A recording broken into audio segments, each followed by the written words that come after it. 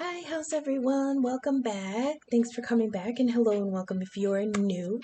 We didn't have anything scheduled for today, but I was just skimming through like different kinds of tarot spreads to do, and I came across this really cool one talking about exploring dreams. So I want to give it a shot. Then, when I laid out the pre shuffle for this, my goodness, was this a great drop.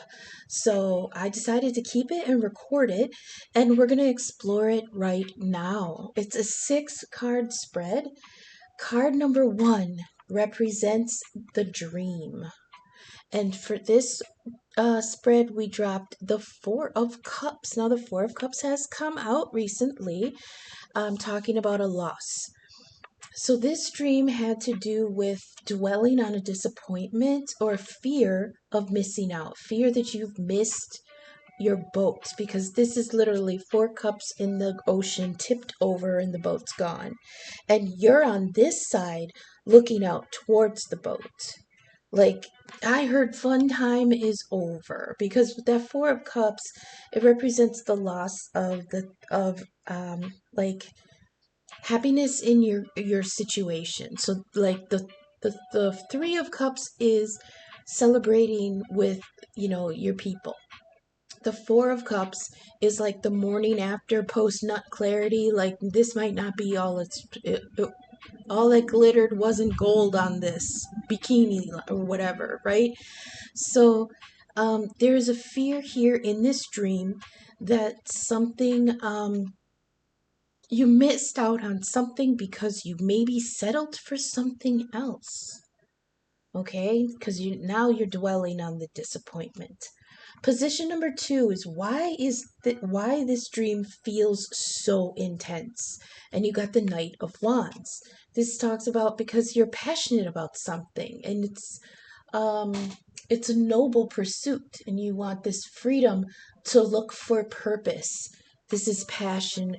Oh, you want the freedom to look for your purpose, your passion, and love. Okay? So that's why this feels so intense, because maybe you or somebody else was in the position of this Knight of Wands out there. Dun dun dun dun. I'm looking for it. I'm passionate about it. I'm optimistic. I'm bringing vitality and energy. Let's do this. I'm hot for it. You know, and then but the fear is that I heard maybe the best is in the past already. Um, they're showing me like the feeling of the opposite of the best is yet to come. This is a fear of the best is in the past already. Okay, so you are passionate about, and I really do feel, even though we only have the 4 of cups just yet, I really do feel like this has something to do with some love. Okay, um, so yeah, there was something about love that you were impassioned about, but there's the fear that the best is in the past. Okay? Position number 3, the spiritual meaning of the dream. You got the Magician. And this is all about um, refining skill, self-belief, and faith in your abilities. This is manifesting. It's so intense to you because this the energy here of me just trying to manifest something good. Okay, but this with the Magician, you're just at the beginning of it. It's just putting together all the things that you need. Okay, the Magician is card number 1. He's the first card after the Fool. And the Fool moves on to a new idea with the basics, okay, in that satchel. You don't see them, but in the satchel of the Fool is one wand, or, well, he's carrying the wand, but 1 cup, 1 pentacle, 1 sword. The basics, no baggage. In the next card, in the Magician, he's taking all those elements that the Fool was carrying and now trying to combine them into making what he wants into reality. Okay? That's why this is so intense, because you're really putting in a lot of energy into finding this passion. Position number 4, how it connects to my waking life you've got the King of Swords in the reverse, okay? And this is talking about hubris and like a martyr complex. This has the feeling when I was reading the book about it, this has the feeling of you taking on the whole amount of the issue because you feel like you're the only one who can invest in it. You feel like you're the only one who can do this right. Remember, this is the King of Swords, so he is very intellectual and he's very knowledgeable and he's very wise. But in the reverse, it could be that he is like, no one else around me gets it. No one else around me is putting in the effort.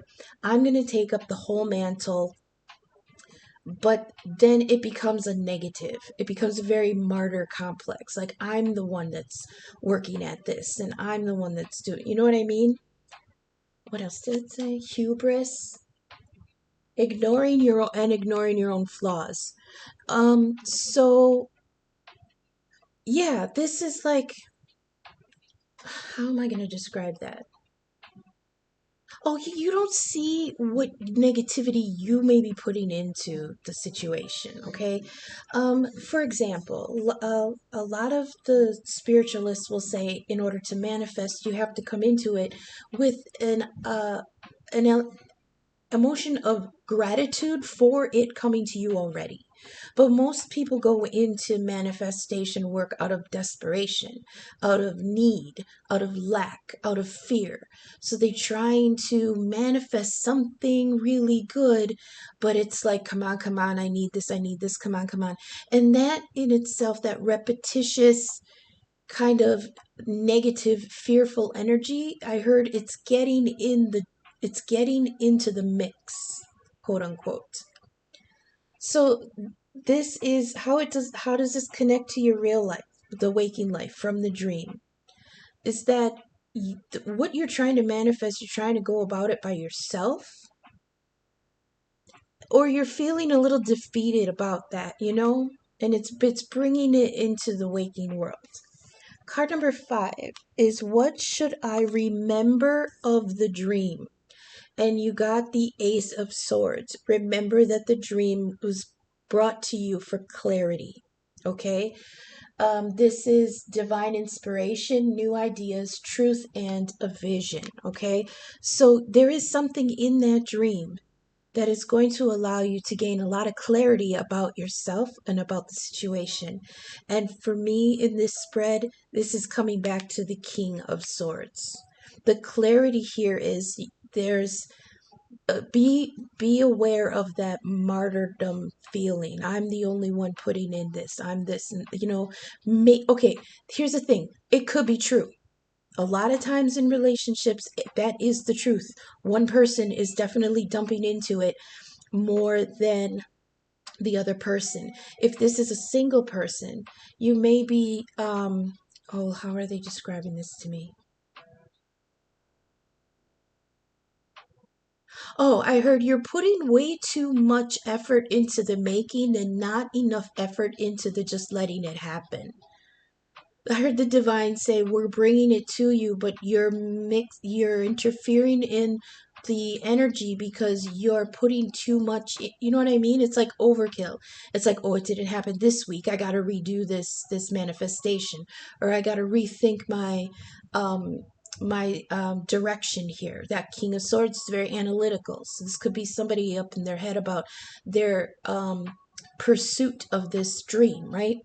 And I hear the divine coming in going, chill out, chill out. We're putting things in motion, but every time you come back to the energy and try to change something, you're messing up the results, okay? It's like checking the oven before the baking is done. Now you got to let the oven go back up to temperature and keep baking, right? And it could fuck up what you're baking. Believe me, I can't bake for shit. Now, I know that that's why, okay? So, how this is pulling you out of, I'm sorry, how this connects to the waking life is just that, is that manifesting power. Maybe you're interfering a little bit too much. And then the position of what should I remember of the dream, that's that Ace of Swords. It's just that there's clarity about what's happening. And when I said to take a step back, um, that this could be analytical energy, the King of Swords is Aquarius. Okay, one of Aquarius's symbols is the eagle because they fly so high and have keen sight, and that's what Aquarius is known for, among many things. And so here comes the eagle carrying a laurel wreath, which I believe is from the Six of Wands card with the card of victory.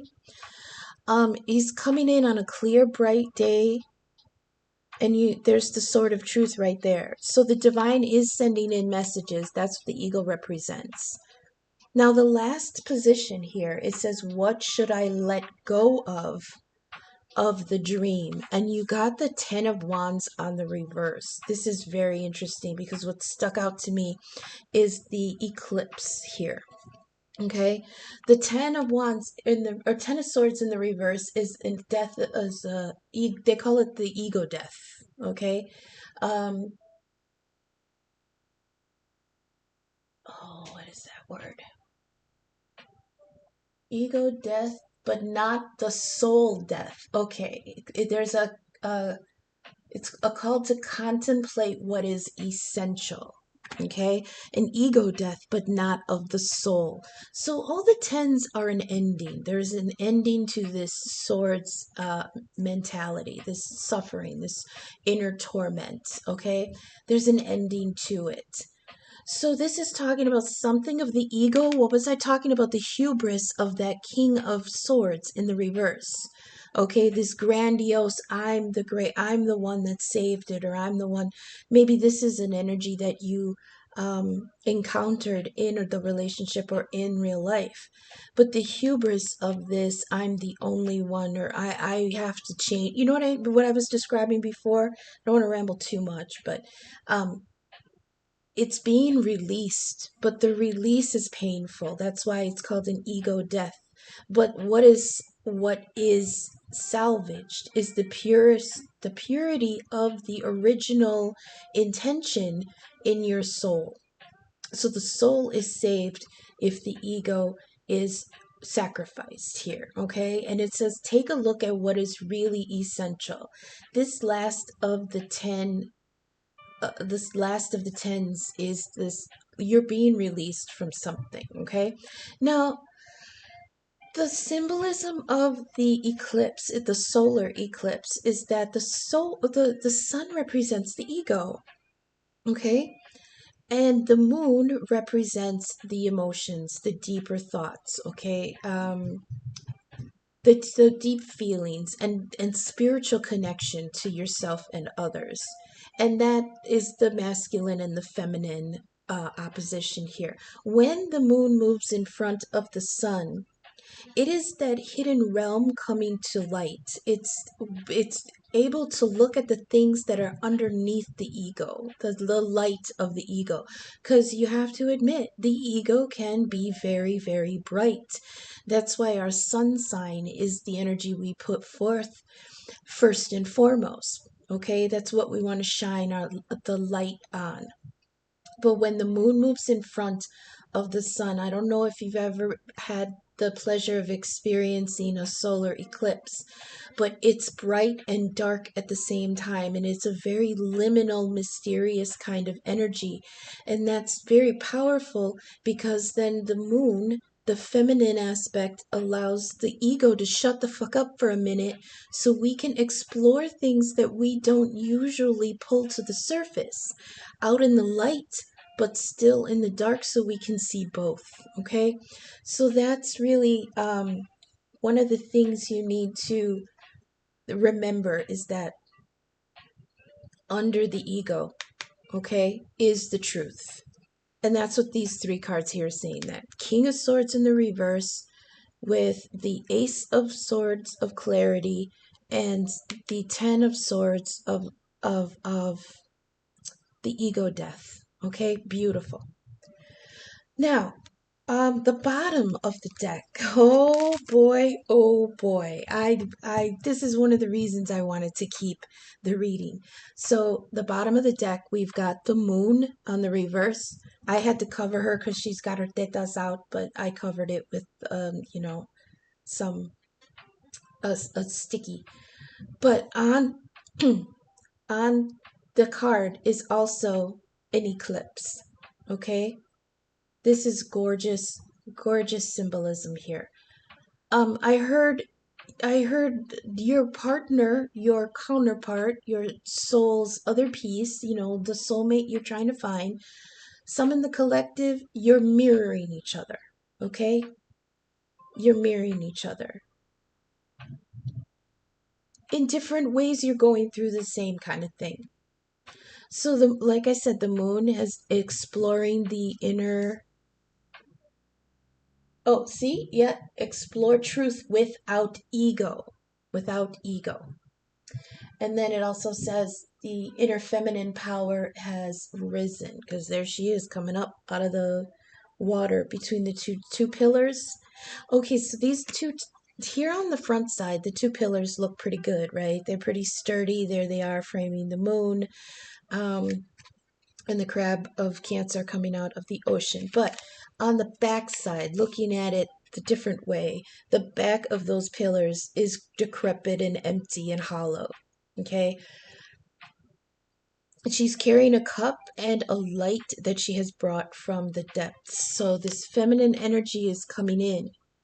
Hot, powerful, and I heard you're gonna hear her. Oh, what is that? I think that's Cancer. So also from the front side, if we're looking towards the pillars, you see the full moon. I think we just passed the full moon this week sometime. But there's a beautiful full moon. But if we put ourselves on the other side of those pillars and look outward, we see the eclipse. Okay, looking under the ego. So this is explore the truth without ego. I mean, here's the truth right here with the Ace of Swords. Here's the 10 of Wands calling for you to put ego aside. This is the ego death. And once that happens, you can explore the truth without your ego involved. Underneath that, you got the beautiful Empress. Holy crap. This is Taurus and Libra energy. This is the Venus energy. It's needs and desires being met and fulfilled, abundance, good fortune, and love. All right. Underneath that, holy crap, we got the Two of Cups. You can trust this choice because signs point to a good love. And underneath that, what the fuck, you got the Lovers. And under that is the Ten of Cups, you guys, okay? I mean, seriously, this is wonderful. I'm so glad I did this new reading. So now, oh shit, I forgot to mention earlier, not only would this spread count for a dream that you dreamt at night, like in your mind, and that's really important too because we are talking about that going under the ego. The dream world is ruled by the moon. And so we have the moon here talking about going underneath what's hidden, the ego. We've got the solar eclipse here. I will pause it in a minute to look up when the next solar eclipse cycle starts because this is extreme. This seems extremely important here. We've got it twice. This also can be for just a dream in general. Somebody out there daydreaming, this new love I want. But in the past, I had to pull all the weight, and I'm afraid that the best is behind me. That kind of thing. People daydreaming about that.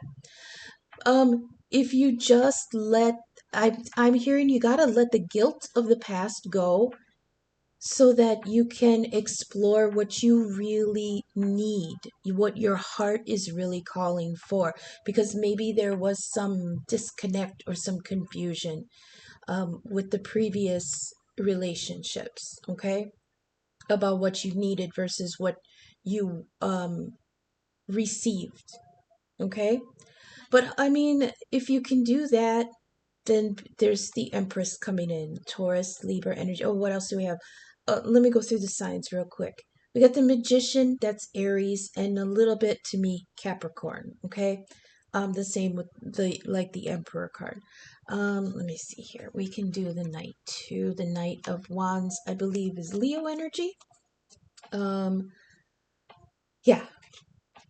The King of Swords is Aquarius energy. The Moon is Cancer and sometimes Pisces. The Empress is Taurus and Libra. Two of Cups. And the Lovers is Gemini. Okay, so that could play in your chart, or that just could be parts of your chart that are being expressed right now. Okay, I love this, you guys. There is now, they want me to say that this ego death, letting go of these preconceived notions of power and ego, when you let that go, there will be pain there. There always is when you let something go, because it's gonna be like, well, I held on to that belief all my life. That's what steered me. Are you telling me that now that was all wrong? And now I'm how old, and now I've got to let that go? That's the feeling I'm getting from this. And the divine is saying, yes, let it go. Let it go. It's not only in the past, but it steered you wrong. It steered you wrong, and it made me look at the Four of Cups card here with the boat already on the horizon. They're saying it steered you wrong.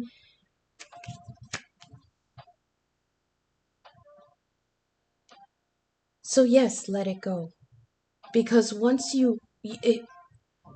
they're showing me, like, again with the garden, once you pull the weeds, there's more energy for the flowers and the good things to really bloom. Okay, and that's kind of what they were showing me. Once you let go of what maybe went wrong, quote unquote, there's so much love coming in.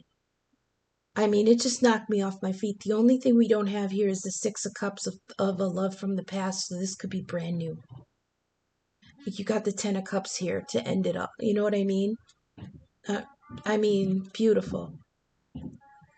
So yeah, there's something you need to reevaluate and let go, because it was holding you back. Look, you literally missed the boat. Okay? It was holding you back. Take inventory of what you want, and in the future, look at this. Just gorgeous love in the future. Okay, but it has to start with you healing.